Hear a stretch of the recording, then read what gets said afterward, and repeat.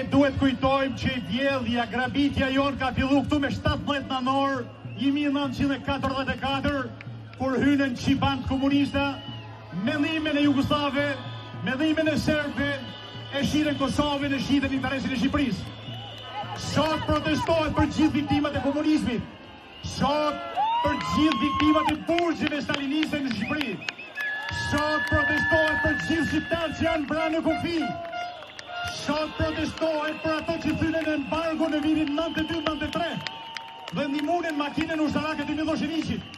Sot protestohet për 97-ën që e shduken popullin tonë gati nga faqja e dheut.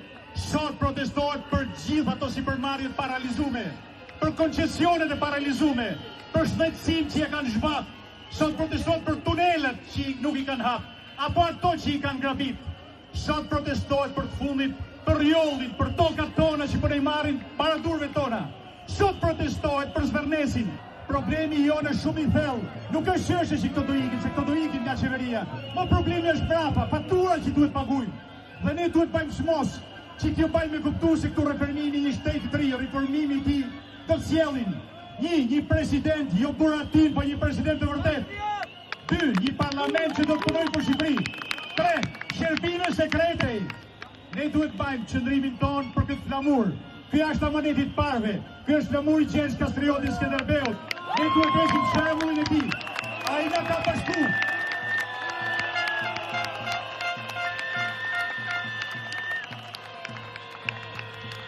Ne duhet t'ju japim të kuptojnë që ju vetëm t'japim tërheqen, por edhe sigur në pirë të minit e shkojnë, të këtyre 35 vjetë të oligark, të hajduta, të maskaraj, ne do i gjemë dhe të u marrim gjithë pasurin dhe do i japim edhe një herë shqiptarëve.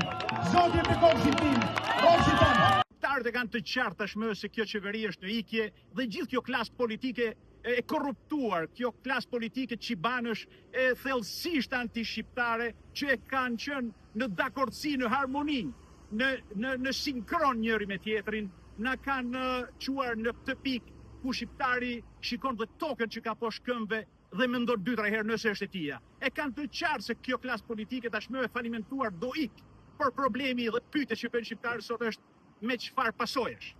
Çfarë do të paguajnë shqiptarët? Sa do të jetë çmimi gjithë kësaj shfaqje të trisht, të turpshme që ndolli në Shqipëri prej 35 viteve. Ndaj miq, ndaj vëllezër, motra, të gjithëve, ju them, të gjithëmi sot këtu, të protestojmë në mënyrë paqësore, kështu siç kanë treguar shqiptarët gjithë këto ditë, në mënyrë të denjë, në mënyrë që e gjithë bota po merr simpati për kombin ton, për një rini të jashtëzakonshme, që për parë e ka dheun, që atë dheu është mbi gjitha. Këtë e kanë kuptuar dhe partnerët tanë më të mirë, Bashkimi Evropian dhe Shtetet e Bashkuara të Amerikës. Tu, Shtetet e Bashkuara të Amerikës janë miq tanë, janë aleatët tanë kryesor, kështu që nuk ka lidhje fare me atë që bëjnë këtu studentët që protestojnë kundër patricisë. Ndaj, ju ftoj edhe një herë që t'jeni të shumë, të jeni të numërt, falenderoj shumë gjithë diasporën që sot ka ardhur, jemi dëgjuar me gjithë, ja kanë mësy Tiranës sot, por falenderoj shumë dhe gazetarët që kanë ardhur nga Italia dhe nga vendet e tjera të Evropës për të pasqyruar sot këtë manifestim paqësor, dinjitos, me të vërtet të shqiptarëve të jashtëzakonshëm. Të jesh shqiptar është një privilegj. Të jesh shqiptar do të thotë të jesh themelues i kontinentit tonë të vjetër. Të jesh shqiptar do të thotë të kesh gjuhën më të bukur në botë, gjuhën më të vjetër në botë, të cilën po kërkojmë ta fusim në librin e shenjtë të UNESCO-s. Të jesh shqiptar, e përsërisht është një privilegj ndaj të cilit unë nuk tërhiqem, nuk shmangem dhe marr pjesë. Të rroj Shqipëria, të rroj liria, të rroj gjithë rinia jonë dhe mi gjitha kthehuni shqiptar, kthehuni përsëri në atëun tuaj dhe mos lejoni që të ndodh ai zëvendësim etnik i cili është në akt në këtë moment në atëun tonë. Shqiptarët janë të nxitur për të larguar dhe raca të tjera po vinë për të pushtuar tokën tonë në mënyrë paqësore dhe jo me armë. Dhe ky është pushtimi më i keq, pushtimi që mund të zgjas përgjithmonë. Ndaj edhe një herë merrni shembull nga kjo rini, kthehuni nga diaspora, kthehuni tek shtëpia e babait tuaj, mos i harroni sepse janë varret tek parëve tuaj. Varret nuk harrohen.